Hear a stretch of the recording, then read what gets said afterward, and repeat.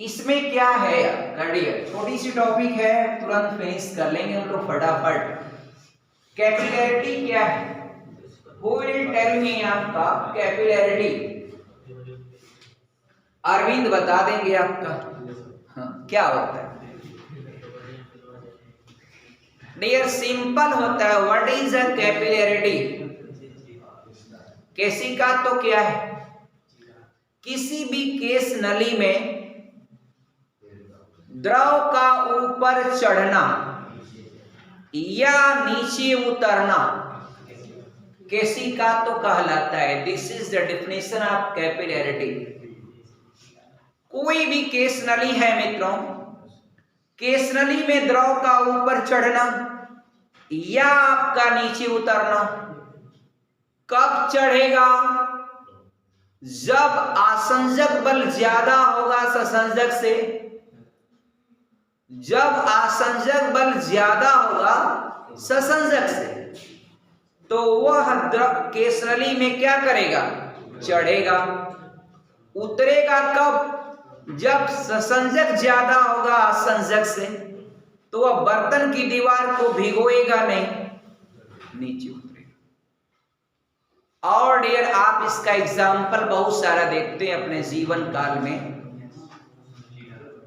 कि कहीं भी आप देखिए, सामान्य वाटर में अगर आप कोई केश नली रख दिए, मान लीजिए आपका एक बर्तन का टैंक है, इतना पानी है और इसमें आपका केश नली आपने रख दिया। एक केश नली मौर्य जी आप कहीं से पूछूंगा। और डियर एक केश नली ये,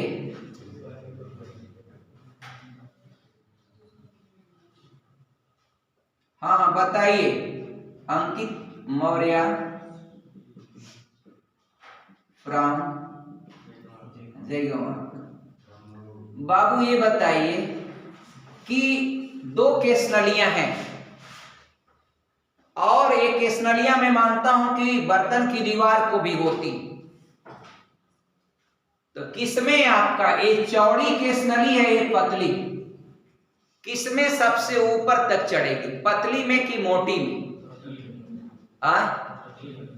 सोच के बताइएगा। चढ़ेगा तो दोनों में, लेकिन सबसे ज्यादा हाइट तक किसमें चढ़ेगा? पतली में। सही बताया आपने डियर, इसमें आपका ज्यादा हाइट तक चढ़ेगा। इसमें आपका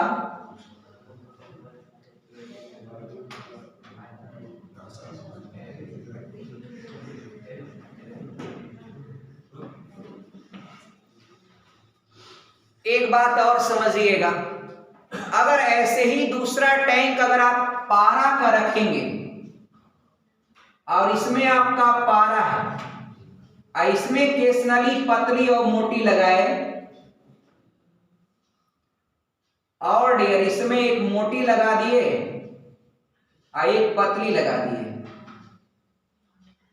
अब डियर इसमें अब ये अगर पारा है मित्रों, ये आपका जल है, तो जाहिर सी बात की पारा बर्तन की दीवार को नहीं भिगोता है, वह उतरेगा और यहां पर इतना तक रहेगा, यहां पर इतना तक रहेगा, यहां पर इतना तक रहेगा। लेकिन इसमें क्या है? इसमें कम उतरेगा, इसमें ज्यादा उतर जाएगा। ये आपका डियर इसको समझिएगा। केश नली में क्यों ऐसा होता है? सीधी सी बात, केश नली जितनी पतली होगी उतना ज्यादा वाल उसको सपोर्ट मिलेगा चढ़ने में, या बीच में मटेरियल ज्यादा लेके नहीं जाना होगा। तो मटेरियल जब ज्यादा लेके फ्लो नहीं करना होगा तो कम मटेरियल दोनों पास पास दीवार चढ़ जाएगा डियर आपका आसानी से, है कि नहीं? अब आपको दो दीवार पर पैर फैला के चढ़ना हो, एगो चौड़ा पाइप दे दिया जाए, एगो पतला दे दिया जाए, सपोर्टिंग ज्यादा पाएंगे तो आसानी से चढ़ जाएंगे, और चौड़ा होगा तब डियर आपका। तो सीधी सी बात है डियर आपका। अब ये है कि केसनली का चौड़ा और पतला रेडियाई पर डिपेंड यही करता है कि अगर केसनली पतली होगी तो उतना ज्यादा आपका द्रव चढ़ेगा, लेकिन वही द्रव चढ़ेगा जो केसनली की दीवार को भिगोएगा, और भिगोएगा इसका मतलब adhesive force is more than आपका कोहेसिव फोर्स। आसंजक बल ससंजक बल से ज्यादा है। अगर कोई लिक्विड बर्तन की दीवार को नहीं भिगोता है, इसका मतलब ससंजक बल ज्यादा है, आसंजक बल कम। बात समझ में आ गई? हाँ बोलिए। केसनली आप ग्लास का ले लीजिए, स्टील का ले लीजिए, किसी चीज का ले लीजिए। कपड़े की केसनली भी बन जाती है, टॉवेल है या लालटेन की बाती, उसमें भी केसनली पानी मिट्टी में बन जाती है, जमीन में पानी देते हैं, केसनली बन जाती है, उसके सहारे पानी नीचे चला जाता है। आज जब पानी चला गया जमीन के नीचे और आपने जुताई नहीं किया कुछ दिन के बाद, तो आपका उसकी जो नमी है उसी केसनलियों के माध्यम से पानी यहाँ आकर इवेपोराइज होकर के उड़ जाता है। इसीलिए किसान क्या करता है, खेत को पानी चलाने के कुछ दिन बाद ऊपर से जोत करके केसनलियों को तोड़ करके पाटा चला देता है। तो केसनली टूट गई तो नीचे की नमी क्या रहती, बरकरार बनी रहती, क्योंकि आपको पता है आफार खेत जल्दी भड़क जाएगा, ठनक जाएगा, और आप उसी खेत को थोड़ा सा जोत करके केसनली को तोड़ करके आप पाटा चला देंगे तो आपकी नमी क्या रहेगी, बनी रहेगी। बात समझ में आई? नहीं समझ में आई? या खान सर वाला लिपस्टिक वाला एग्जाम्पल बताएं? जाने दीजिए। डियर आगे बढ़े आपका। डियर कोई भी पेन है या नीब है, अब मान लीजिए ये चीज है, इसको अगर आप ऊपर को लिखेंगे ना तो क्या होता है, कुछ समय के बाद ये चढ़ना बंद कर देता है। कुछ समय के बाद कम चढ़ेगा, शुरुआत में तो जाता है लेकिन टफ होता है सिचुएशन।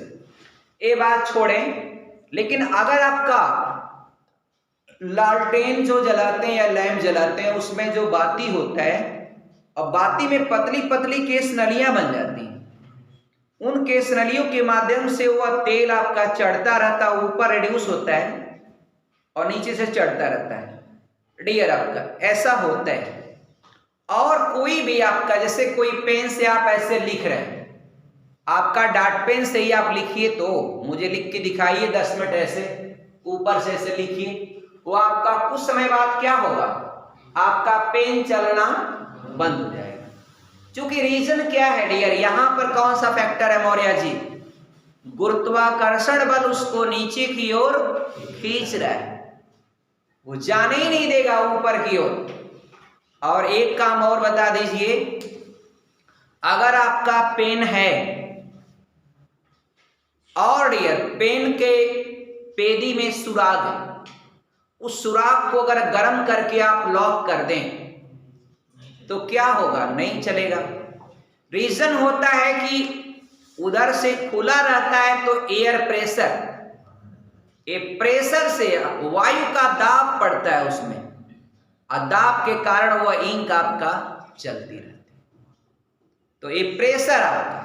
और कॉमन मित्रों, कलम जब आप लिखते हो और इंक आपका कहां जाएगी, ग्रेविटेशन फोर्स के कारण नीचे ही जाएगी।